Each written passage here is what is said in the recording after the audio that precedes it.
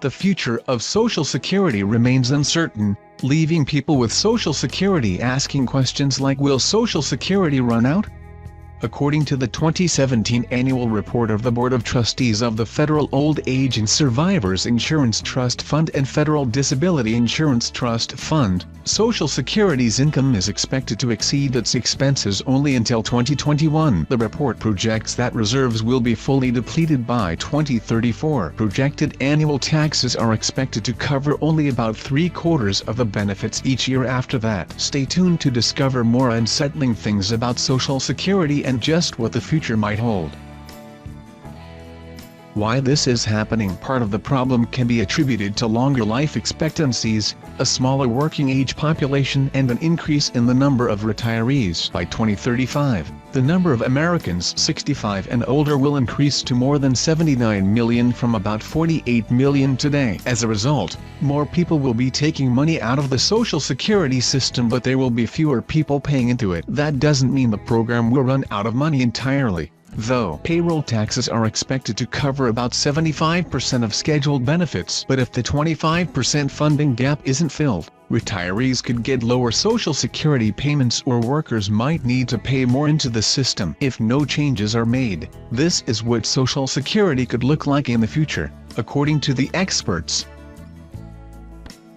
Worst case scenario, benefits could be cut. If you plan to rely on the program in 2035, keep in mind there's a chance you could receive less in Social Security benefits than you might have expected. If no changes are made to deal with the trust fund shortfall, benefits will have to be reduced by 20%, according to the 2017 annual report of the Trust Fund's Board of Trustees. For many retired adults, that kind of cut in benefits would represent a big financial hit. Social Security provides at least half the income for 50% of elderly married couples and 71% of elderly single people, according to the Social Security Administration.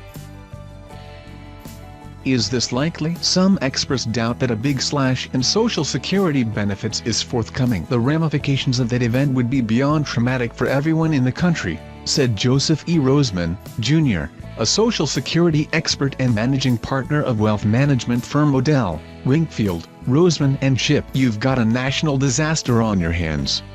That's why he thinks Congress will step in before 2035 to prevent such a deep cut in benefits. Dear God, in 18 years, can't someone figure out a way to fix it? He said. Mary Beth Franklin, a Social Security expert and contributing editor for Investment News, agrees that a 20% cut in benefits is unlikely. As pensions are disappearing, people are relying more on Social Security, she said. Because of the program's popularity, politicians won't want to tinker with benefits for existing retirees and will likely have to find other solutions to the trust fund shortfall.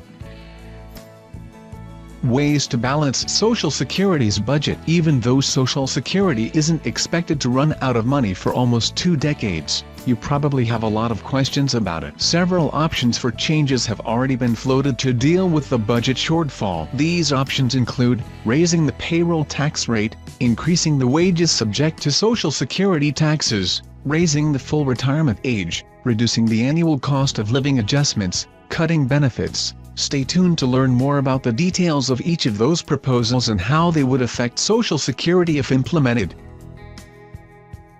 The Social Security payroll tax rate could rise. If benefits aren't cut, tax revenue for the program will likely have to increase. One way to do that is to increase the payroll tax rate. Social Security is funded through a 6.2% payroll tax that workers pay and another 6.2% that employers pay. Self-employed people have to pay the full 12.4%. What would happen if the trust fund reserves become depleted? The payroll tax would need to increase by 2.76 percentage points to increase revenues enough to sustain the program, according to the 2017 annual report of the Board of Trustees. If nothing is done until 2034, the increase would need to be almost 4%. However, Roseman doesn't expect Congress to raise the payroll tax to boost trust fund reserves. There's probably the least appetite for that than anything you can look at, he said. It's a tax increase. What Social Security would look like in 2035 with this change. An increase in the payroll tax rate could take different forms. Currently, the total payroll tax is allocated equally between the employee and the employer. In 2018, for example, the total Social Security tax of 12.4% is divided exactly in half between the employer and employee. The projected tax increase of 2.76% could be allocated equally among employers and employees, or allocated more to the employer to hide the tax hike from taxpayers. A legislative proposal from Rep. John Larson, D-Con, favors an equal split. It would raise the Social Security tax rate to 7.4% for both the employer and employee portions. Wages could be taxed. Another option to increase tax revenue to fund Social Security is to raise the amount of earnings subject to taxation. Only the amount of wages up to the Social Security contribution and benefit base are subject to Social Security taxes. This amount is indexed for inflation, so it was $127,200 in 2017 and $128,400 in 2018. Would happen to help the trust fund remain solvent, the taxable wage limit would have to be even higher or lifted entirely so that all income would be subject to the payroll tax, Franklin said. This change would affect high-income people whose earnings above $128,400 currently escape taxation for Social Security. The SOS Act of 2016 proposed raising the amount of income subject to the payroll tax to $308,750 by 2021. If that change were enacted, people earning $308,750 or more would see their yearly tax bill increase by about $10,000, Roseman said. Social Security would look like in 2035 with this change. Raising the contribution and benefit base would only affect people whose wages exceed the current contribution and benefit base. For example, if you make $80,000 per year, you pay Social Security taxes on all of your income, so whether the limit is $130,000, $300,000 or removed entirely, it doesn't affect your payroll taxes. However, if you make $250,000 in 2018, you only pay Social Security taxes on the first $128,400, for a total of $7,960.80. If the limit went up to $300,000, you would pay Social Security taxes on all of your income, for a total of $18,600. Retirement age could rise. Because tax hikes aren't popular, Congress will more likely raise the full retirement age for Social Security benefits, Roseman said. That means younger generations will have to work longer before they can start collecting benefits. Currently, the age at which you can collect full retirement benefits ranges from 65 if you were born in 1937 or earlier and up to 67 if you were born in 1960 or later.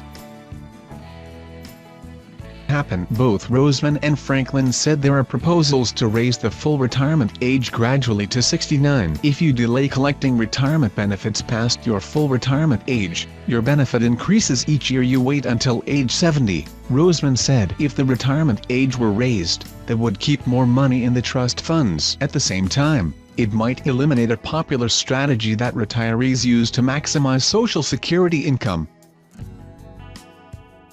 Social Security would look like in 2035 with this change. As life expectancy increases, raising the retirement age might seem like a reasonable response because people have longer to work. However, raising the retirement age is essentially cutting benefits because it delays payments of benefits that people were expecting. In addition, the overall longevity increases haven't applied to many low-income workers, who have shorter life expectancies than wealthier people. Poorer people would likely be the hardest hit by increasing the retirement age.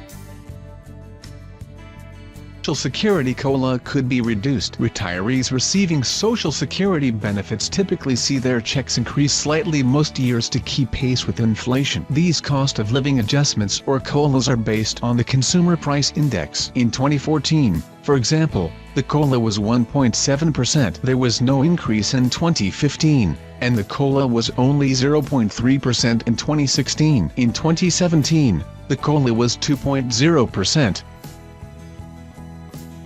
Happen to keep the Social Security Trust Fund solvent, there could be changes to cost of living adjustments, Roseman said. Most likely, the formula wouldn't change for people born before 1960, but people born after 1960 could see a reduced COLA, he said. If that happens, benefit checks will not increase as much as inflation does. People who rely heavily on Social Security might have to find ways to reduce spending to make ends meet.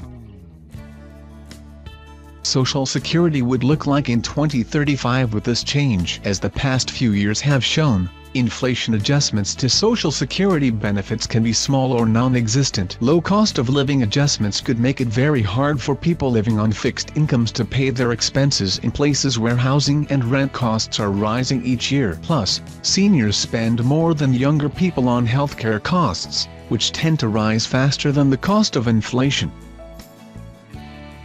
Benefits could be cut. According to the 2017 annual report of the Board of Trustees, the shortfall could be solved by cutting benefits by 17% for all Social Security beneficiaries, including those who are currently receiving benefits, or cutting benefits by 20% for future Social Security beneficiaries. If nothing is done until 2034, however, all benefits would need to be reduced by 23%. Would happen should the Social Security reserves run out in 2034. Benefit cuts could take various forms. The simplest cut would be one that was equal across the board. Another option would be to cut benefits differently based on income. For example, the top 25% or top half of earners might see their benefits reduced, whereas benefits for poorer Social Security recipients would remain intact. Similarly, Social Security could become a means-tested benefit, determined in part by the recipient's income or other assets. Currently, if you paid into the Social Security system, you receive benefits regardless of your income or assets. Social Security would look like in 2035 with this change. As of 2018, the average retirement benefit is $1,404 per month. If benefits were cut by 20% across the board, the average benefit would drop by about $280 each month, or $3,360 per year. If benefits were to drop by 23%, the monthly decline would be $323, or $3,876 per year. An easy problem to solve. As Roseman sees it, the Social Security shortfall problem is easy to solve, but it's not easy to get Congress to make the necessary changes. Nobody wants to compromise, he said. Nonetheless, Roseman doesn't expect Social Security to run out of money. He tells his clients to count on it as a source of retirement income, but it shouldn't be their only source of retirement income. I would never advise anybody to live on Social Security alone, he said.